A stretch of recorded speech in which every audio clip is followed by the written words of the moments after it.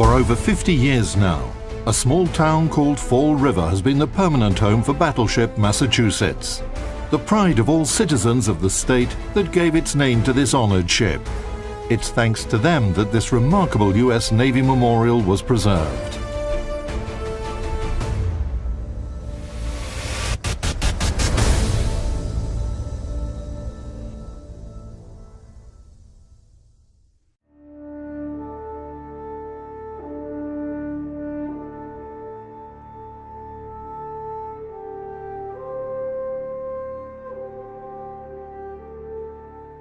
Massachusetts was one of the last of the treaty battleship series. She's of the South Dakota class, and these were fairly balanced ships in terms of armament, armor, and speed performance, which could be created within the treaty limits.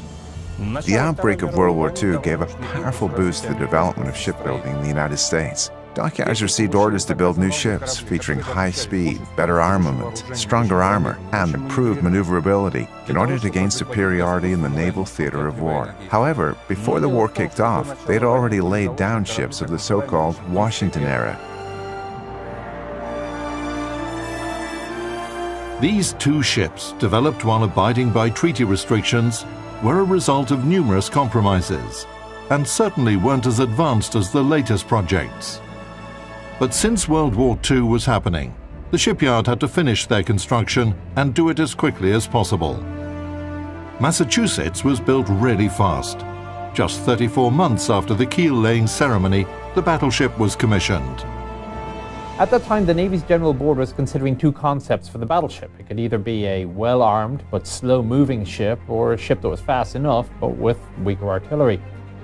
The design engineers came to a sort of a middle ground.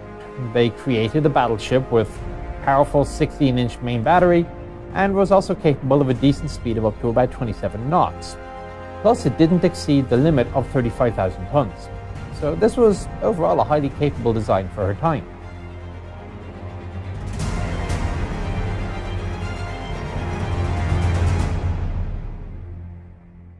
Specifications.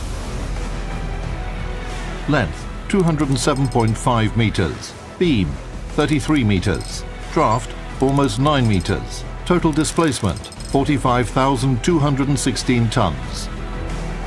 The main power plant was arranged in echelons across 4 compartments, each having 2 Babcock and Wilcox boilers and a set of General Electric geared turbines.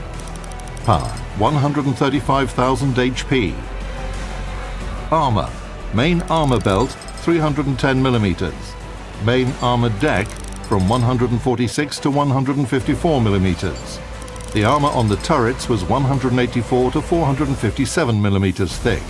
Conning tower from 102 to 406 millimeters. Armament. The primary armament consisted of 9 Mark VI guns placed in 3 triple turrets. Caliber 406 millimeters. Dual-purpose artillery, 10 coaxial Mark 12 guns, caliber 127 millimeters. Small caliber anti-aircraft artillery, 6 quadruple Bofors guns, caliber 40 millimeters. 35 single Oerlikon autocannons, caliber 20 millimeters. Air Group, 3 Vought OS-2U Kingfisher aircraft. Cruising range, 15,000 miles at 15 knots. In May 1942, USS Massachusetts was commissioned. Of course, you can't send a newly commissioned ship into battle immediately, but there was no time to carry out the trials and conduct full-scale training of the crew.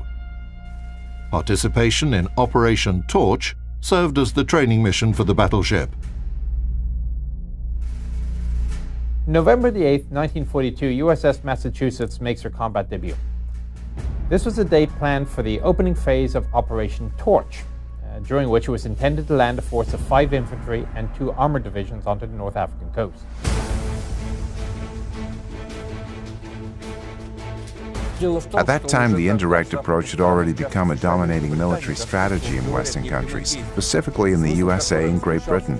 Its main idea is that you shouldn't attack a powerful enemy head-on, but sort of act on the flanks, on the periphery, to exhaust its economy, exhaust its armed forces. Morocco was part of the French colonial system.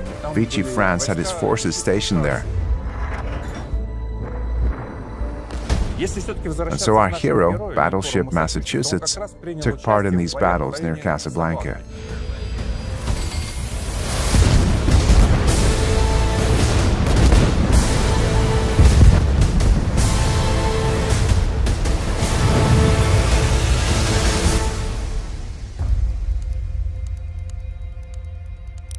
One of the most important strategic objectives was Casablanca, where there was both a major seaport and an airbase. Moreover, at the quay in the port of Casablanca was the French battleship Jean Bart. Although she was unfinished, she still had a combat-capable quad 15-inch gun turret. The city itself was also a hard nut to crack. There were several coastal batteries, which pretty firmly protected both the entrance of the port and about 20 miles of surrounding coastal waters. To neutralize these forces, and for the naval gunfire support at landing, you had a significant force headed by Massachusetts, which was sent to the Moroccan coast. Ships maneuvered all night off the coast, waiting for the operation to start.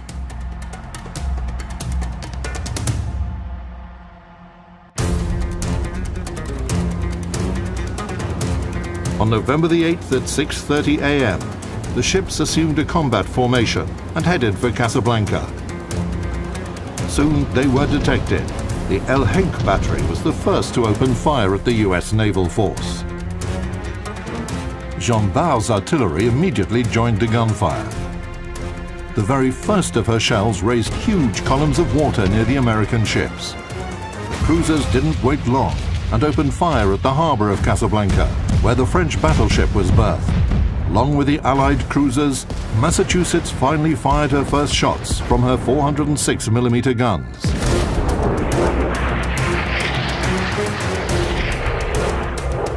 Within a short period of time, the American battleship fired 9 salvos at Jean Bart and made 5 hits. And the shells that missed the French battleship continued on to ruin port facilities and sink transport vessels in the harbor. The attacking force got so carried away, engaging Jean Bart, that they forgot about their primary task, to block enemy ships and prevent them from leaving the port. The commander of the French 2nd Light Squadron noticed this mistake. He led his ships out to sea and headed eastward to the landing zone of American troops.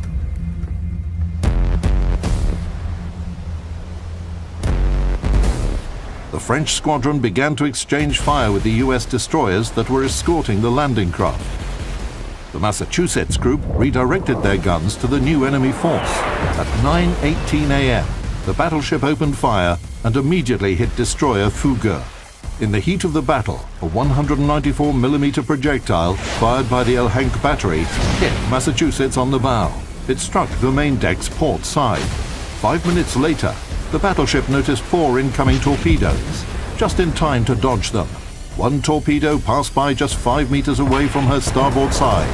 By noon, the battle was gradually reaching its final stage. With just one shot, Massachusetts knocked out destroyer leader Milan, and a few minutes later, the battleship hit another French destroyer. The first combat outing for Massachusetts was pretty successful. Battleship Jean Bart was neutralized. Other enemy ships and coastal batteries were disabled, and all this was done in just 5 hours. In that operation, Massachusetts fired off almost all 800 of her armor-piercing shells at the enemy. They inflicted significant damage on Jean Bart, and a fragment of one of those shells, which hit the French battleship, is kept aboard Massachusetts today as a museum exhibit item.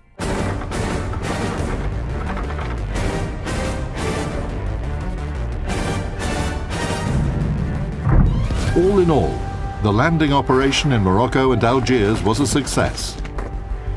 The separate French units that resisted the Allies were suppressed by naval artillery and aviation. By November the 11th, 1942, not a single gun could be heard firing on the northern coast of Africa. Of course, the French didn't want to fight against the Allies, but they also didn't want to be together with the British. The point is that everybody remembered Operation Catapult, when the British Navy attempted to destroy French ships, which were also stationed in the ports of Morocco and Algiers.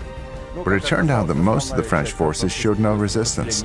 Only separate units did, like battleship Jean Bart. In general, everything went successfully. Victory was basically achieved even before the start of the landing operation.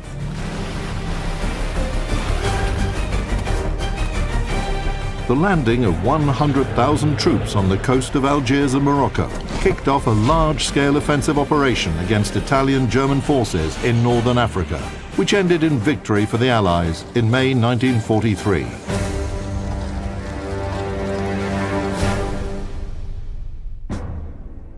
From the coast of Africa, battleship Massachusetts sailed back home. For several months, she underwent repairs and upgrades in Boston. The shipyard reinforced the battleship's anti-aircraft armament and updated her radar systems.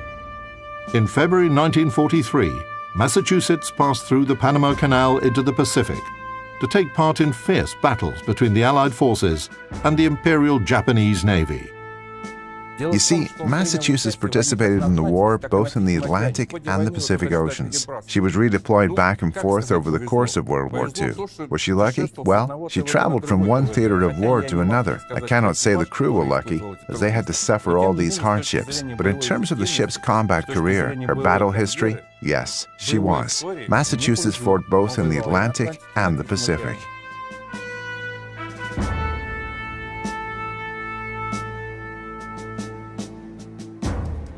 Massachusetts' battle history in the Pacific campaign began at the southwest part, New Caledonia. For month after month, the battleship, along with the main forces, advanced to the north, covering the landing of troops, escorting convoys, firing upon coastal positions. Names like the Solomon Islands, the Gilbert Archipelago, Nauru Island, Tarawa and Kwajalein atolls. All these places were not deprived of the attention of the battleship's main battery. In November 1944, Massachusetts participated in the Battle of Leyte Gulf, after which the Imperial Japanese Navy lost the capability to engage in significant offensive combat operations. Then in the spring of 1945, you had Iwo Jima and Okinawa. By the summer, Massachusetts had approached the Japanese home islands and was firing at industrial centers where military factories were concentrated. On August 9, 1945, the battleship fired her main battery at the metallurgical plants in Kamaichi. These were the last salvos of 16-inch gunfire of World War II. Thus, Massachusetts became known for having fired both the first and the last shots from American 16-inch guns in that war. During her service in the war, the battleship covered 225,000 miles, fought 35 battles, sank 5 enemy ships, and shot down 18 airplanes. For her combat merits, Massachusetts was decorated with 11 battle stars. In 1947, the ship was mothballed and assigned to the reserve. In the early 60s, the battleship was stricken from the Naval Vessel Register, and her fortune was determined by the citizens of Massachusetts. They had warm feelings for Big Mamie, as the sailors used to call her. In 1965, the citizens of the state raised $50,000, which gave this World War II veteran a second life as a museum ship.